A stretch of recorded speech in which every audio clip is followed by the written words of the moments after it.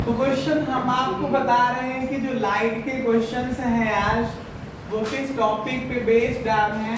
पहला mirror formula हमारे पास 1/f की वैल्यू 1/v प्लस 1/u। आप लोगों को पता होगा किसी मिरर के लिए सेंटर ऑफ कर्वेचर और पोल के बीच का पॉइंट फोकस होता है। सेंटर ऑफ कर्वेचर से पोल तक के डिस्टेंस को capital R radius of curvature कहते हैं। फोकस से पोल तक के डिस्टेंस को रेडियस फोकल लेंथ कहते हैं। फोकस से पोल तक के डिस्टेंस को फोकल लेंथ कहते हैं। इसका ये मतलब हुआ कि जो फोकल लेंथ यहाँ से लेकर के यहाँ तक है, जो रेडियस ऑफ कर्वेचर यहाँ से लेकर के यहाँ तक है, तो r का आधा f है, ये मैंने लिख दिया। और लीनियर मैग्निफिकेशन m की वैल्यू -v/u होती है। एक छोटे से क्वेश्चन से शुरुआत करता हूं मैं। पहला क्वेश्चन आपके पास लेके आ रहा हूं कि डाइवर्जिंग मिरर इज, आपके पास इसमें ऑप्शन दिए होंगे plane mirror, convex mirror, concave mirror या असेविंग मिरर। कैसे पहचानेंगे कि कौन मिरर डाइवर्जिंग है कौन कन्वर्जिंग है, उसके लिए हमारी बात को समझ लीजिए। हमने आपका पहला फोकस कराया क्वेश्चन पे कौन सा कि हमने कॉनकेव मिरर ले लिया। इसका ये फोकस हुआ, ये सेंटर ऑफ कर्वेचर हुआ, ये पोल हुआ, यहाँ पे मैंने एक ऑब्जेक्ट रख दिया। ऑब्जेक्ट से देखा कि जो लाइट प्रिंसिपल एक्सिस के पैरेलल जाएगी, रिफ्लेक्शन के बाद फोकस से वापस चली आएगी। दूसरी लाइट को हम कहाँ पे इंसिडेंट करा दे, पोल पे, तो जितने डिग्री का एंगल आई है उतने ही डिग्री का एंगल आर बनाते हुए वापस ले लो। आई और आर बराबर हो जाएंगे क्योंकि रिफ्लेक्शन का लॉ कहता है इंसिडेंस एंगल और एंगल ऑफ रिफ्लेक्शन बराबर होंगे। तो उस बिहाफ पे देखें तो ये लाइट रे जो फोकस से आ रही है, दूसरी जो पोल से रिफ्लेक्ट होकर के आ रही है, दोनों इस पॉइंट पे काटती समझ में आएंगी। तो यहाँ पे आपके पास इमेज बन जाएगी। इमेज कैसी होगी इसकी, इन्वर्टेड होगी, मतलब उल्टा होगी। दूसरी बात ये रियल भी होगी। तीसरी बात सेंटर ऑफ कर्वेचर और फोकस के बीच में होगी। और चौथा, अगर ये नाप करके देखो तो ऑब्जेक्ट से छोटी दिख रही है, इस स्मॉलर देन ऑब्जेक्ट को। लेकिन हमारा फोकस था कि क्या ये डाइवर्जिंग मिरर है, तो यहाँ पे लाइटें मिल रही हैं तो ये कन्वर्जिंग है, तो concave mirror is converging mirror, ये तो ऑप्शन से कट जाएगा पहले। अब दूसरा हम लेकर के चलते हैं कि हमारे पास कौन सा मिरर है। हमारे पास एक कॉन्वेक्स मिरर है। ये कॉन्वेक्स मिरर को देखिए आप लोग, समझिए ये इसका पोल हुआ, इसका आर्क मान लो आपने यहाँ से खींचा है तो सेंटर ऑफ कर्वेचर हुआ, और इसका जस्ट मिड पॉइंट पोल हुआ। अब इस तरफ इस बार ऑब्जेक्ट नहीं रखेंगे। बार बार हमने आपको बताया है कि अगर कभी भी ऑब्जेक्ट को पॉलिश के पीछे की तरफ रखो सिरे में तो उसकी इमेज नहीं बनती है। आप लोग भी कभी एक प्लेन मिरर लीजिए या ड्रेसिंग मिरर लीजिए, उसके पीछे खड़े हो जाइए और बताइए कि क्या आपकी इमेज उसमें दिखाई पड़ती है, तो आपका आंसर होगा कि नहीं दिखाई पड़ती। तो इसी वजह से मैंने कहा कि अगर ऑब्जेक्ट को इस तरह पॉलिश है तो पॉलिश के पीछे की तरफ रखोगे तो ऑब्जेक्ट की इमेज बनेगी, नहीं बनेगी। ऑब्जेक्ट को रखा कहाँ जाता है, रिफ्लेक्टिंग सरफेस की तरफ। कहाँ पे रखते हैं हम लोग, रिफ्लेक्टिंग सरफेस की तरफ। इससे लाइट को लाइए प्रिंसिपल एक्सिस के पैरेलल, पैरेलल जाने वाली कहाँ से जाती समझ में आती है, फोकस से। ये लाइट ऐसे चली जाएगी। दूसरी लाइट को ले आइए पोल पे, पोल पे जाने वाले जितने डिग्री पे इंसिडेंट हुई है उतने डिग्री पे वापस चली जाएगी। तो इस बार देखिए जो ये लाइट रे हमारे पास मान लो MV है और ये मान लो हमारे पास PN है, ये दोनों लाइट रे क्या कहीं पे मिलेगी, नहीं मिलेगी। इसने लाइटों को फैला दिया है, डाइवर्ज कर दिया है। तो इस मिरर को क्या नाम दे दोगे आप, डाइवर्जिंग मिरर। तो अगर आपसे पूछा जाए कि कन्वर्जिंग मिरर कौन सा है, तो कहोगे sir concave mirror is converging mirror. और आपसे पूछा जाए डाइवर्जिंग मिरर कौन सा है, तो आप कहोगे सर कि कॉन्वेक्स जो है, कॉन्वेक्स जो मिरर है, कॉन्वेक्स को हिंदी वाले पढ़ते हैं उत्तल दर्पण। तो उत्तल दर्पण कैसा है, डाइवर्जिंग है। कैसा है, डाइवर्जिंग है। ठीक है, तो डाइवर्जिंग मिरर कौन सा है, कॉन्वेक्स मिरर। कौन सा है? Convex mirror. एक क्वेश्चन और इसी में लिखा है कि बताइए, क्वेश्चन लिखा है if r is the radius of curvature of spherical mirror and f is the focal length, तब बताओ f और r का रिलेशन क्या है। तो ये तो मैं आपको पहले ही बता चुका हूं। क्या बता चुका हूं? कि f की वैल्यू r का आधा होती है। एक क्वेश्चन लिखा है इसी का, आप समझिएगा आप लोग। क्वेश्चन लिखा है कि अगर किसी मिरर की फोकल लेंथ 30 सेंटीमीटर है तो उसकी रेडियस ऑफ कर्वेचर की वैल्यू क्या होगी। अभी मैंने समझाया कि रेडियस ऑफ कर्वेचर क्या होता है, उसका आधा कर लो तो फोकल लेंथ होता है। तो अगर r/2 की बात करोगे तो f होगा, तो r की वैल्यू 2f हो जाएगी। तो 2 × 30 का मतलब 60 सेंटीमीटर। रेडियस ऑफ कर्वेचर कितना हो जाएगा? 60 सेंटीमीटर हो जाएगा। If the focal length of a spherical mirror is 12.5 less centimeter, if the focal length of a spherical mirror is 12.5 centimeter, what will be the radius of curvature? इसमें भी focal length का double कर लो तो radius of curvature निकल आएगा, 25 centimetre हो जाएगा। कितना हो जाएगा? 25 सेंटीमीटर। ऐसे आप लोगों के पास बहुत सारे क्वेश्चंस न्यूमेरिकल टाइप के दिए हैं, आप लोग इनको सॉल्व करेंगे। सॉल्व करने के बाद हम लोग कुछ और क्वेश्चंस, कुछ और टॉपिक को लेकर के क्वेश्चन सॉल्व करेंगे। एक क्वेश्चन हम लिख रहे हैं, आप लोगों को समझना है मेरे साथ। क्वेश्चन लिखिएगा, the image formed by a concave mirror is seen. Image formed by a concave mirror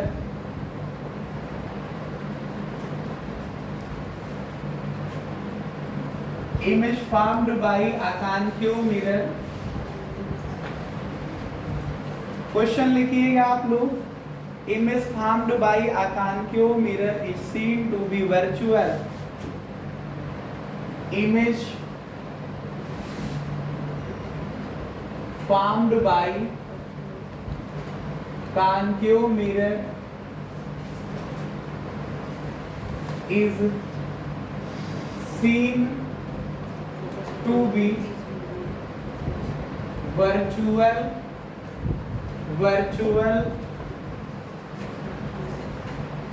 erect and larger to the size of object. Virtual erect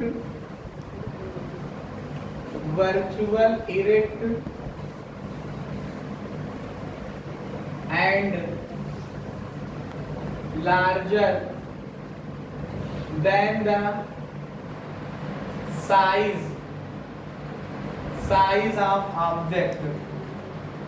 size of object. The position of object must be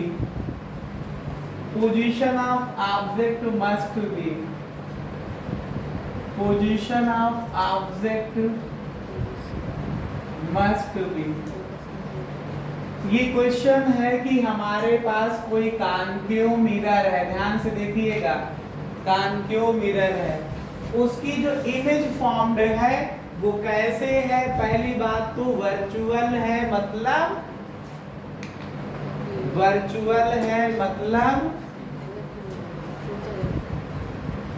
erect है और larger than the size of object. Virtual का मतलब आभासी है, erect का मतलब सीधा है और larger than the size of object. अगर आप लोगों ने जो पहले से पढ़ा है उस प्रीवियस स्टडी पे फोकस करो तो केवल कॉन्केव मिरर का एक केस ऐसा होता है जहां पे इमेज इरेक्ट बनती है, इमेज सीधा एक केस में बनती है और वो केस मैं आपको आपके सामने समझा दूंगा। ये हमारे पास एक कॉन्केव मिरर है, इसमें ये इसका फोकस हुआ, ये पोल हुआ और ये सेंटर ऑफ कर्वेचर हुआ। ऑब्जेक्ट को कहाँ पे रखो? सेंटर ऑफ कर्वेचर और पोल के बीच में रख दो। तो प्रिंसिपल एक्सिस के पैरेलल जाने वाली लाइट रे रिफ्लेक्शन के बाद फोकस से वापस चली आएगी, दूसरी लाइट को पोल पे इंसिडेंट करा दो, पोल पे जितने डिग्री पे इंसिडेंट होगी उतने पे इसको वापस कर लो। उस केस में आप देखते हो कि जब इनको आप आगे बढ़ाते हो तो आपको लगता है कि पीछे यहाँ कहीं से मिल करके आ रही हैं। तो इस केस में इमेज जो बनती है ये बनती है कैसे? आप देखिए वर्चुअल बनी है, वास्तव में लाइटें नहीं कट कर रही रिफ्लेक्शन के बाद। रिफ्लेक्शन के बाद तो लाइट एक ये आ रही है, दूसरी ये आ रही, तो वास्तव में कहाँ कट कर रही है? तो एक तो वर्चुअल है, दूसरा इमेज ये सीधा बनी है, तीसरा ऑब्जेक्ट की साइज देखिए और इमेज की साइज देखिए, larger than the size of object है। तो आप बताइए ऑब्जेक्ट कहाँ रखा है? बगैर किसी ऑप्शन के आप इसे सॉल्व करके बता सकते हो कि object is between focus and pole of the concave mirror. Concave mirror के फोकस और पोल के बीच में ऑब्जेक्ट रखा हुआ है। क्या ऑप्शन होगा इसका? ऑप्शन 4 है, 4 आपको नहीं लिखाऊंगा मैं, सीधा आंसर लिखिए आप। Object is between focus and pole of the mirror, focus and pole of the mirror.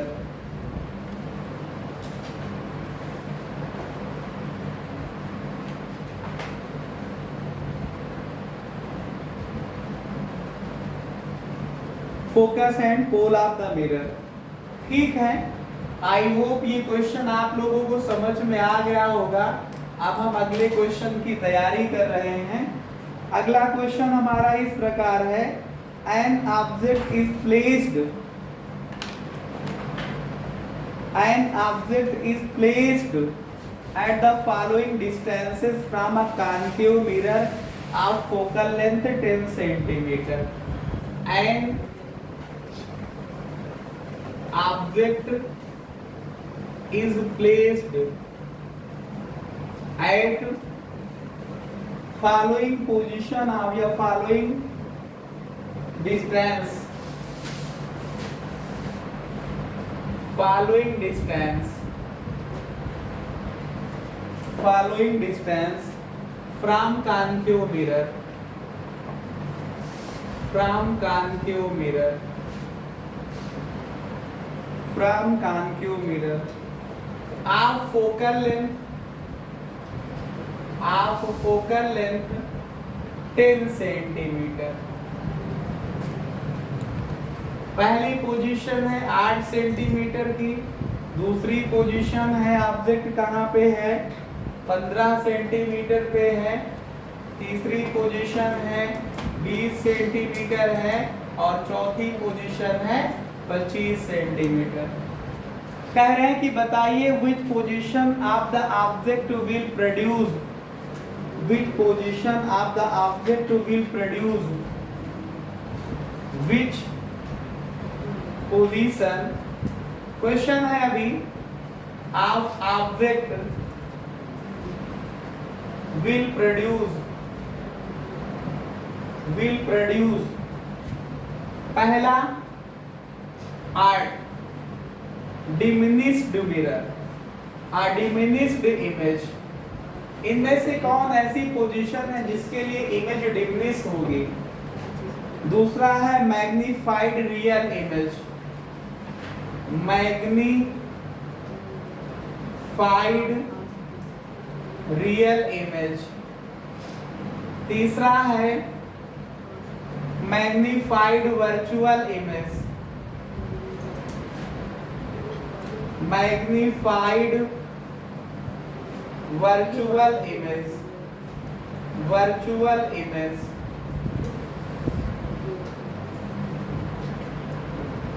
चौथा हमारे पास है, समझिएगा, चौथा हमारे पास है the image of same size as object, image of same size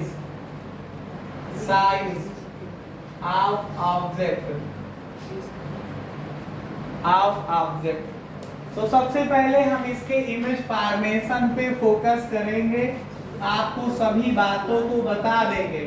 hello, एक हमारे पास ये कॉन्केव मिरर का केस है। मैंने ये कॉन्केव मिरर बना लिया है, आप लोग भी कॉन्केव मिरर बनाइए।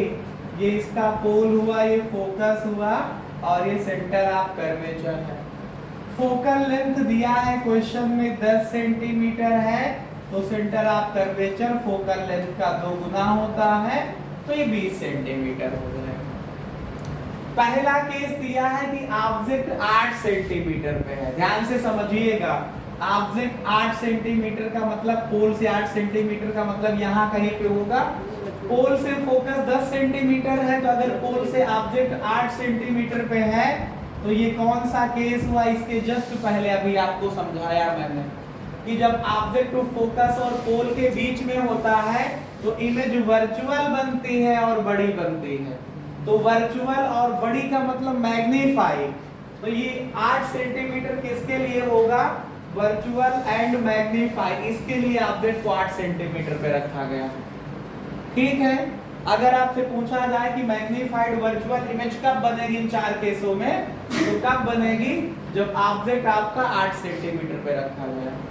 दूसरा आप समझिएगा, ऑब्जेक्ट कहाँ है? 15 सेंटीमीटर। ये 20 सेंटीमीटर है यहाँ तक, तो 15 इसके बीच में यहाँ कहीं पे बना लीजिए इमेज। ऑब्जेक्ट ये है, पैरेलल लाइट को ले गए प्रिंसिपल एक्सिस के पैरेलल ले गए, फोकस से वापस ले लिया, पोल पे इंसिडेंट कराया, जितने डिग्री का एंगल ये है उतने डिग्री का एंगल पे वापस करा दिया। ये देखिए, ये भी मैग्नीफाइड इमेज है, मतलब बड़ी इमेज है लेकिन रियल है। रियल है और बड़ी है। रियल है और बड़ी है का मतलब मैग्नीफाइड एंड रियल है। कब? जब ऑब्जेक्ट 15 सेंटीमीटर पे होगा। तीसरा देखिए 20 सेंटीमीटर का केस। इस इमेज को मैं हटा रहा हूं, इस फिगर को, आप लोग इसको जो है फिर से देखेंगे। ये कौन सा है? 20 सेंटीमीटर का केस है। ये ऑब्जेक्ट कहाँ है? 20 सेंटीमीटर पे है।